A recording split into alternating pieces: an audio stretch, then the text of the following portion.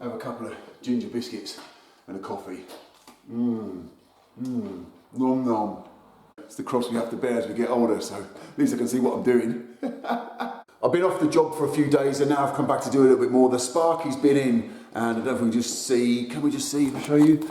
He's wired up, you see up there, look, my stretch. He's wired up his drivers for the under cabinet lighting. So what that means now, because I can start on this cornice up here, what we're waiting for is a small rounded end section here, but that's not going to stop me doing the majority of this. So I'm going to get set up, get that on. Obviously, there's not enough room to screw this down to the top, so what we're going to have to do here is make some nice, neat measurements, get all the screws in the right place, and screw it up through the bottom. So not quite sure I'm going to hold it, maybe use the little pumper airbags, but anyway, let's get set up and let's start making some dust.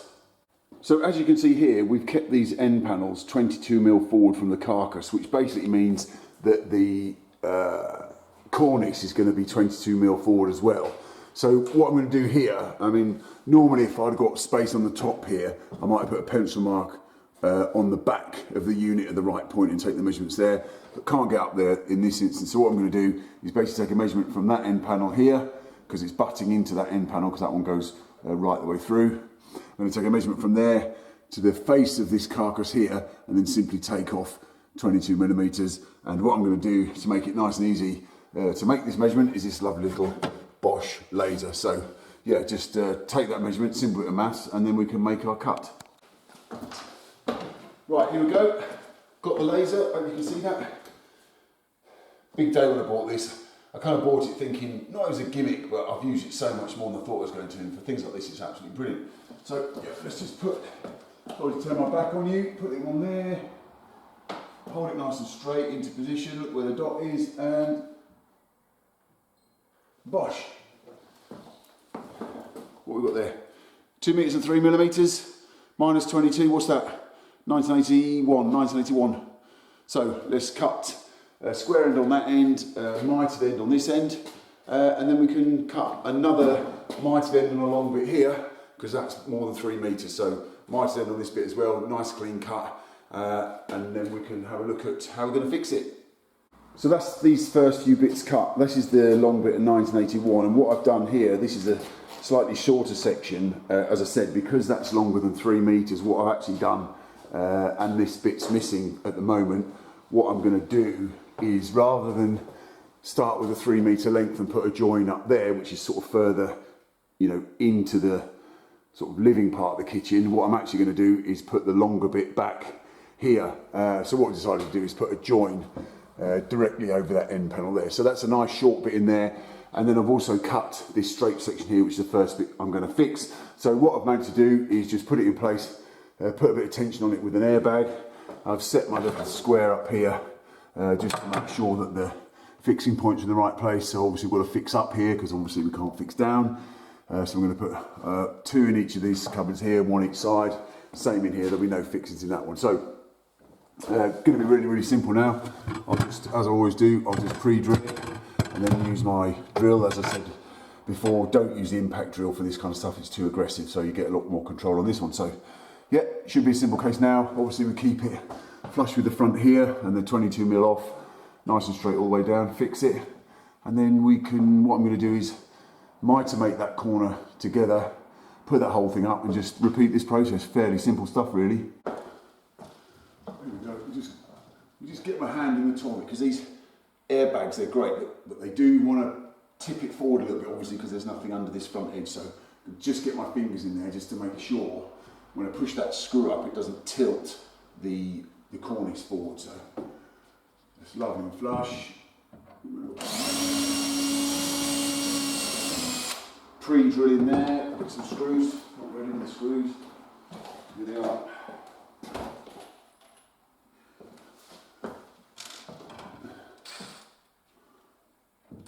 Just gently. Oh, it's beautiful. Again, I think I've already said, get the screws exactly flush. I don't want to see them pushed in too far.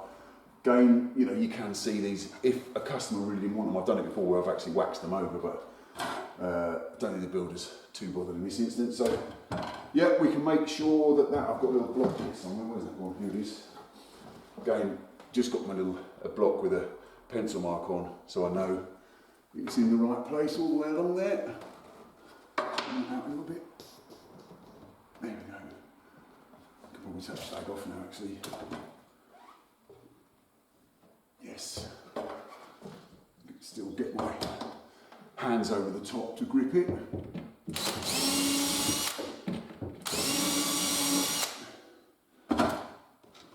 Start that on there.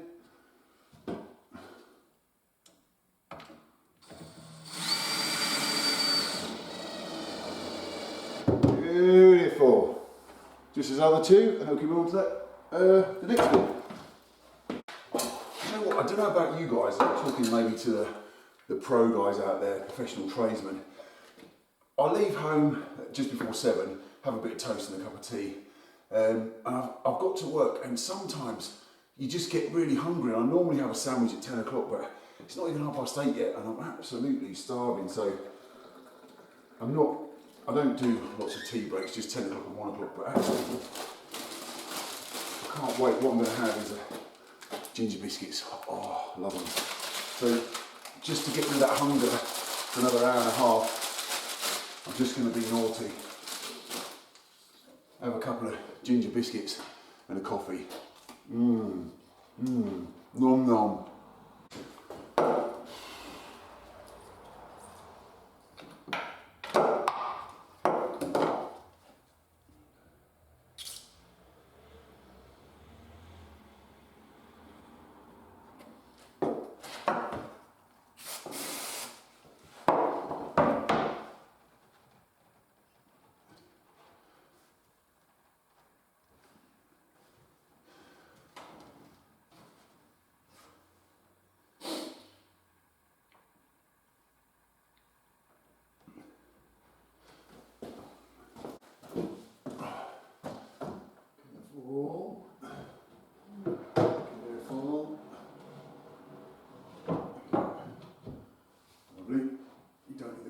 To hold it up, I don't think.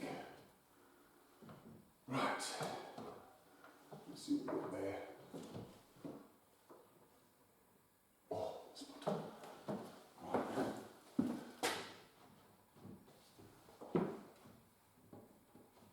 Right. Okay. Let's get one back in first. Lovely.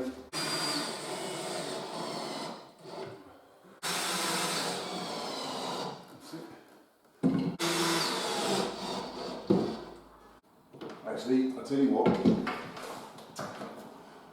can't do any more of this top one now because, as I said, we're waiting for the corner end section for that end. And what I'm actually going to do is I'm not going to fix this tail here, just in case I need to sort of wiggle it about while I'm gluing up. So I've still got to do the joint up there. So yeah, I know it's another job I can't quite finish, but you know, at least I can get as much done as possible. Now what I've got to do is exactly the same stuff, but on the underside for the lighting pelmet. So while I had the Jenny on, I cut all of these little bits of lighting pelmet. So here they are. I've just got a mitomate this one together. What I'm just going to show you, I've quickly done, it's not rocket science obviously, just drilled a little hole. This is every 500 because that was spinning round. That centre section there is 2 meters. Just drilled some little clearance holes in the bottom. And then all I'll do is literally probably open those doors, get some clamps, just clamp them on in the right position, screw them straight up. It's really, really simple stuff.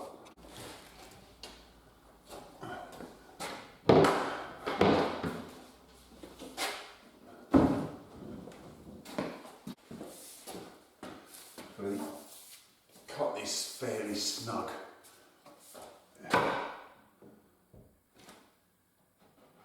Oh, yes. Oh, that's nice. Right, let's put a clamp on.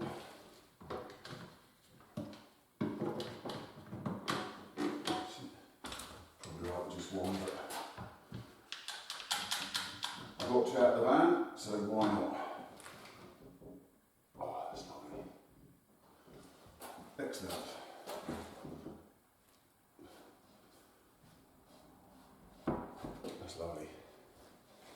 Right, although I put a clearance hole in, as I showed you earlier, I'm still going to put this pilot hole in.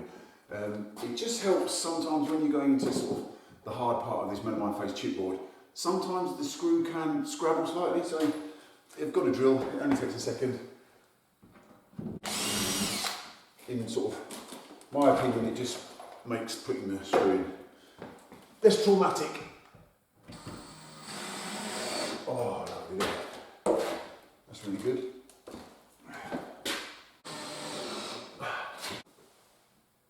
Yep. We'll just spy that down because actually the door to the kitchen is right behind it, so as you walk in, if your eye caught those kind of things, you'd be able to see straight away if this was bowed. As I said sort of a few times, oh, so I'll keep the camera, that's good. As I said a few times, you know, we use levels and we've got to sort of stick to them, but sometimes you do let your eye have to be your guide as well. So, you know, it wouldn't matter potentially if that was out like a millimetre or so on the 22mm mark, and it might be better than it being looking bowed maybe as you walk in straight in your eye line. So. But in this instance, everything is lovely. Yeah, it flushes up nicely with the face of the door. So let's get one in there.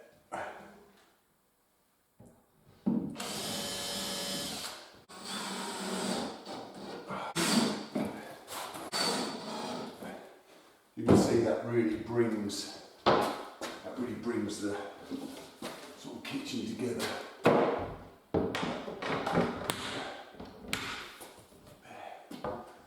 Nice. Right, just get these others pretty much the same as what I've done already. Might make that bit in the corner there, clamp it on. That'll be that job done. You can see here on this sort of moulded end section that we've got a sort of bit more of a sort of rounded arris on here, and it's much sort of a bigger round than it is on this side. But there's almost no round on that side. So that side is okay because this is a nice square cut off the saw. But obviously the issue we're going to have this side is that potentially if I keep these flush on the front, you're going to be able to see in there a little bit. So what I've done is just kiss the edge of the this lighting pelmet with this bit of sandpaper, and what we get with these, you get like a care pack with these kitchens, and in one of them, one of the part of the care pack is this pen. So what I'm going to do is just quickly, it's got the same paint colour, so I'm just going to dab that down there and around the bottom, around the edge a little bit, and hopefully that your eye shouldn't be drawn to it if you are able just to look in that little that little gap there.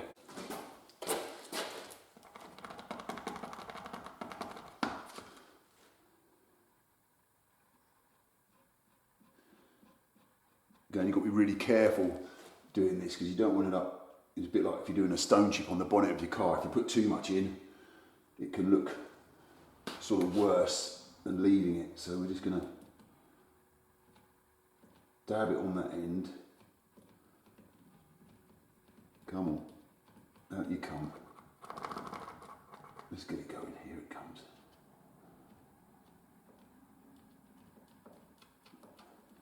It would help if I could see what I'm doing. I haven't even got the right glasses on. You could probably see that better than I can. Right. We'll put that on there. Obviously that's raw MDF, that's going to suck that in, let that dry a little bit, and then maybe put another coat or two on. But yeah, that should definitely sort of help disguise that. Just tiny little detail, I know, but kind of it's almost as soon as you walk in the kitchen. And some people have got eagle eyes, and it may be the case that no one will ever notice it, but I will, so that's why I'm going to do it. Right, so one of the many wicked parts of getting old is your eyes start to go. I got into my mid-40s and all of a sudden I found I couldn't focus on things. Now, these glasses are sort of ready readers, 1.5s I think. I can see these, use these most of the time to do most things, but as I just said, for a tight detail like that, I can't really see what I'm doing. So you think my eyes look big with these, check these ones out. I think these are 3s for close-up work. Definitely not the glasses if you want to take a nice picture. Look at this, even I can see how big my eyes look. But there you go, it's the cross we have to bear as we get older, so at least I can see what I'm doing. So this bit of pelmet's fitted now, so as you can see this end is a sort of fairly, both edges are fairly square. This end, look, as you can see, you can just sort of see in there, but now I've just taken the tiny arris off. it's not a million miles different to sort of this side. There's not a lot I can do about it really. That's a nice tight cut, but yeah, it's definitely better than seeing sort of MDF in there. So yeah, that's all of those on now, and it looks absolutely brilliant. As I said, sorry to repeat myself, just waiting for this corner moulding to come here, but there's only, what is there, only 3 or 4 cuts to do that. Super easy. So that's all on now. So brilliant. I think the next job is the appliance fairy came while I was away. So I think the next job, big job, we're putting all the appliances in. We're going to wait till the Sparky gets here. We're going to work together to get those in. The handles are turned up as well, so I'm going to start putting them on, which means I can put the fridge doors on and the dishwasher door on. So yeah, I mean, we're sort of starting to get there now. The templator guys came last week, as I said. So I think they'll be fitting the stone maybe at the end of this week or next week, and then once the stone's on, whatever job I haven't got done, I'll just catch them all up and do a sort of final finishing walk round.